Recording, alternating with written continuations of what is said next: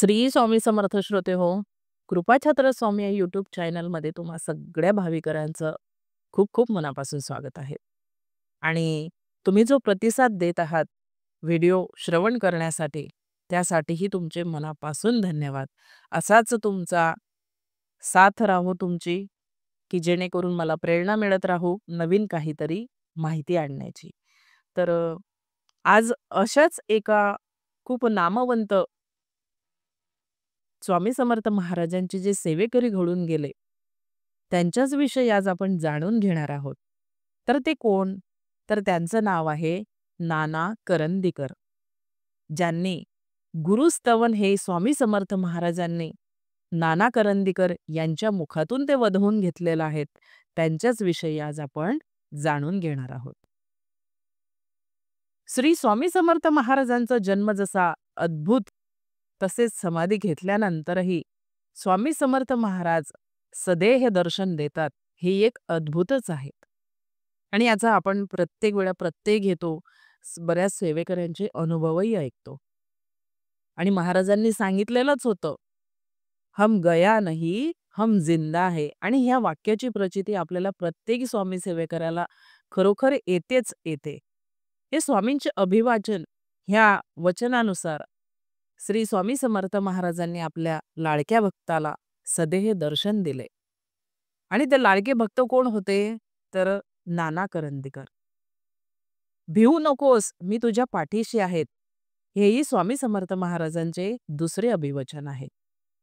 मी ह्या वचनानुसार श्री स्वामी समर्थ महाराज नेहमी आपल्या भक्ताची पावलोपावली काळजी घेतात, परीक्षाही घेतात. अगदी आपल्याला नकोसं वाटतं सगळं काही, तोपर्यंत आपल्या परीक्षा घेतात, पण आपल्याला मार्गही तेच दाखवतात. आणि हे आपण बऱ्याच अनुभवातून आपण बघितलेलं आहे किंवा आपण स्वतः अनुभव घेतलेले आहेत. आता स्वामी समर्थ महाराजांचा अवतार जोपर्यंत होता किंवा त्यांच्या अवताराचं जे कार्य होतं, त्याचा कालखंड हा 729 वर्ष. सर्वच अगदी अद्भुत आहेत. स्वामी समर्थांनी अनेक शिष्योत्तम घडवले. अनेक शिष्योत्तम घडवले व त्यांच्याकडून भक्ती मार्गाचा प्रसार करण्याचे कार्यही करून घेतले. आणि तेही अगदी निष्ठेने, अगदी मनापासून जिद्दीने असे बरेच सेवेकरी होऊन गेले. आणि स्वामी चरित्र सारामृतामध्ये आपण स्वामी सुतांविषयी ऐकलेलंच आहेत, वाचलेलंच आहेत आणि रोज आपण त्या पोथीचं वाचनही करतो, की कशा प्रकारे स्वामी सुतांना ज्यावेळेला कळालं की महाराज आता त्यांचा अवतार संपवणार आहेत, समाधी घेणार आहेत, त्यावेळेसपासून जे मुंबईला आले ते परत पुन्हा अक्कलकोटला गेलेच नाही.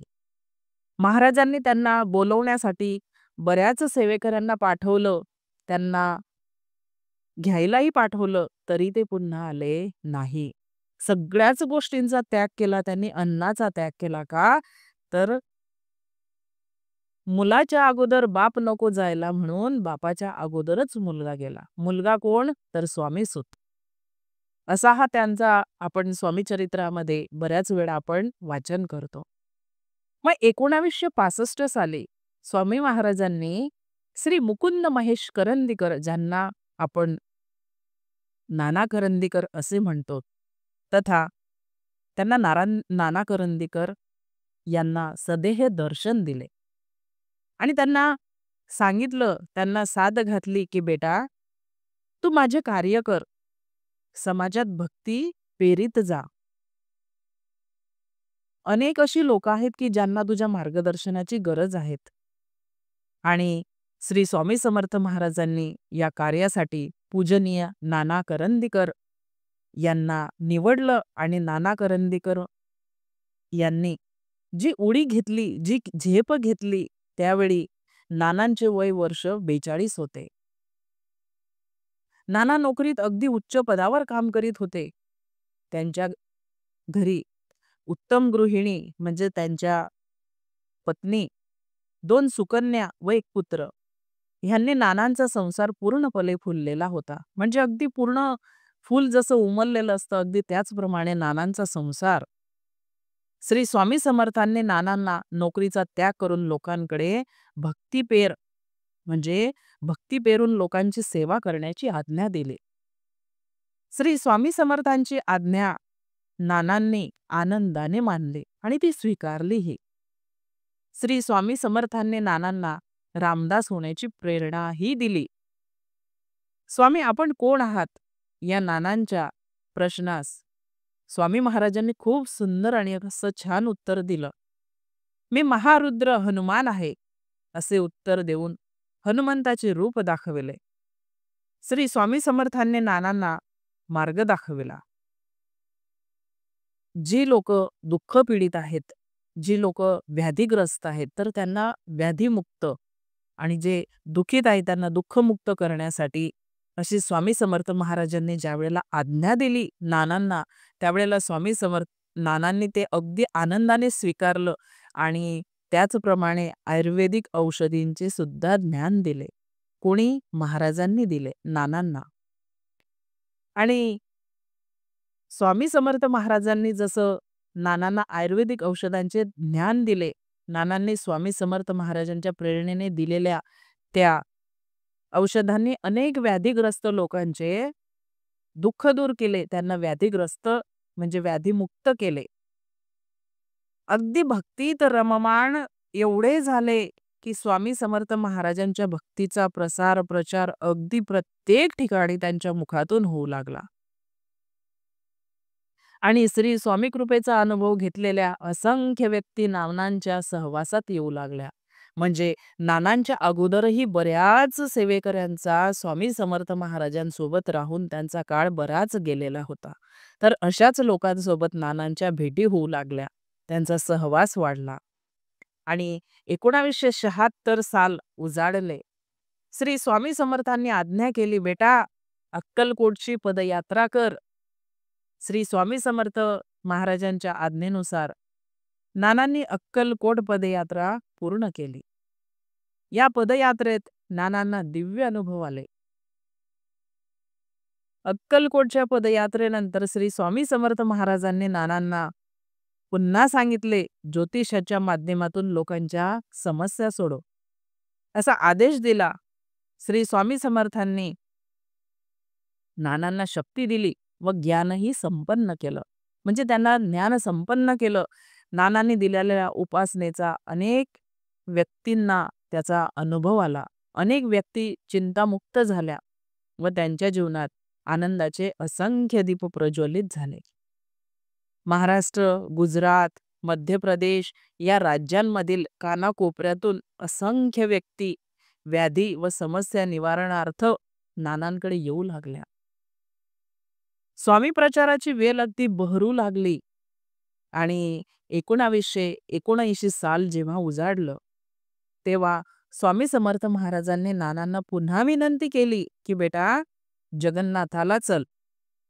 आता ठाणे म्हणजे नाना करंदीकर हे राहायला ठाणे येथे, तर ठाणे ते जगन्नाथपुरी या पदयात्रेची सिद्धता झाली. खरं तर नानांना पायी प्रवासाची सवयच नव्हती मुळात. पहिला वर्ग, वाताकुंलित वर्ग यांनी प्रवास करणारा सुखवस्तू नानांना पायी प्रवास ही कल्पना खरं तर कष्टमय वाटली असते. पण नानांवर श्री स्वामी समर्थांचे कृपाशीर्वाद होते व पायी यात्रेची प्रेरणा हे स्वामी समर्थांचीच होती. म्हणजेच प्रवासात आपल्यासोबत स्वामी आहेत आणि ते असणारच म्हणून नानांनी ठाणे ते जगन्नाथपुरी पदयात्रा करण्याचे शिवधनुष्य हाती घेतले आणि ते पदयात्रा त्यांनी संपन्न केली. अजून एक त्यांच्याच बाबतीतला अनुभव की गुरुस्तवन कसं स्वामी समर्थ महाराजांनी नाना करंदीकर यांच्या मुखातून वधवून घेतलं आणि त्याचे फायदे काय आहेत हेही आज मी तुम्हाला सांगणार आहेत. नाना करंदीकर एका वेळेला प्रवास करत होते आणि त्या प्रवासात एका व्यक्तीने त्यांना विचारले, काय हो नाना, तुम्ही सारखं स्वामी स्वामी करत असतात, मग तुम्ही त्यांच्याबद्दल काही बोलू शकतात का? आता इथं बसल्या बसल्या काही सांगू शकतात का?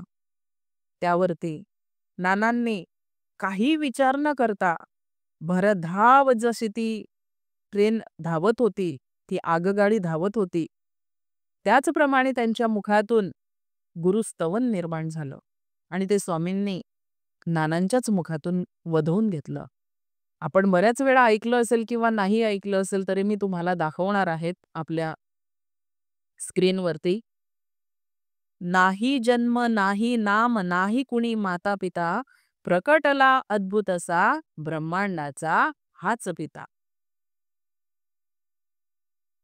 हे गुरुस्तवन अगदी एवढ्या जशी ती ट्रेन धावत होती अगदी त्याच वेगाने नानांच्या मुखातून ते बाहेर पडलं. आणि त्याच वेळेला नानांनी सांगितलं, की जो दुखीत असेल, ज्याला संकटे असतील, ज्याची दुःख संपतच नसतील, तो जेवढ्या वेगाने 28 दिवस 28 वेळा या गुरुस्तवनाचे मंडळ पूर्ण करणार, त्याच्या आयुष्यात स्वामी समर्थ महाराज कोणत्याच गोष्टीची कमतरता राहू देणार नाही. त्याची सगळी दुःख संपणार. मग ती प्रापंचिक असो, कोणतीही असो. यावरती अक्षरशः म्हणजे जी समोरची व्यक्ती ऐकत होती त्यांच्याही डोळ्यात पाणी आलं, की काय ती भक्ती असावी आपल्या भगवंतासाठी. हे साक्षात उदाहरण त्यांच्या समोर होतं.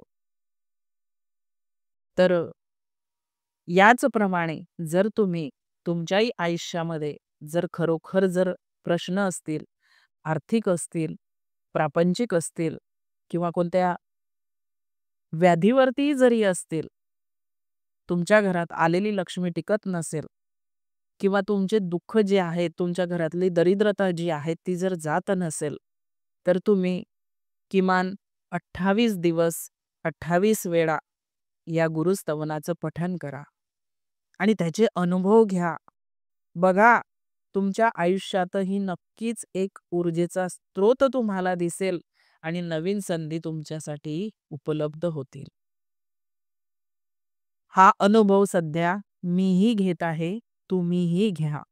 म्हणून कळकळीची विनंती करते, की खरोखर हे 28 दिवसाचं जे अनुष्ठान आहे, हे करण्याचा प्रयत्न करा.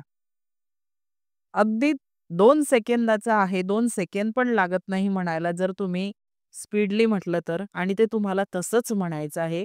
फक्त एवढंच करायचं आहे, की लय, ताल आणि त्याची बद्धता ही अगदी व्यवस्थित असावी.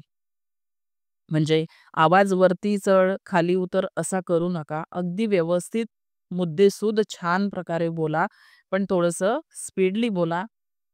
म्हणजे थोडं पटापट बोलण्याचा प्रयत्न करा. बघा तुमच्याही आयुष्यामध्ये जसं-जसं गुरुस्तवन तुमचं पटापट सुरू होईल, त्याचप्रमाणे तुमच्याही आयुष्यातले जे काही तुमचे रखडलेले प्रश्न असतील, ते सगळे दूर होतील. कारण स्वामी समर्थ महाराज जेव्हा कधीतरी एकदा आपल्या शिष्याचा हात पकडतात, ते कधीही सोडत नाही. याचं उत्तम उदाहरण आज आपण नानासाहेबांचं बघितलेलं आहे. तर हे सगळं सांगताना जर माझं काही चुकलं असेल, तर क्षमा असावी. जे योग्य असेल तेच तुम्ही घ्या. माझ्यापर्यंत जेवढी माहिती मला मिळालेली होती, तीच तुमच्यापर्यंत पोहोचवण्याचा प्रयत्न केला. पण यातही जर काही माझ्या तोंडातून अपशब्द निघाले असतील किंवा तुम्हाला जे काही आवडलं नसेल, तर कृपया करून क्षमा करा. माझे चुकलेले शब्द मला परत करा. केलेली सगळी सेवा स्वामींच्या चरणी अर्पण करते. पुन्हा नवीन एका विषयासोबत आपण पुन्हा भेटू. तोपर्यंत सगळ्यांना श्री स्वामी समर्थ. जय जय स्वामी समर्थ.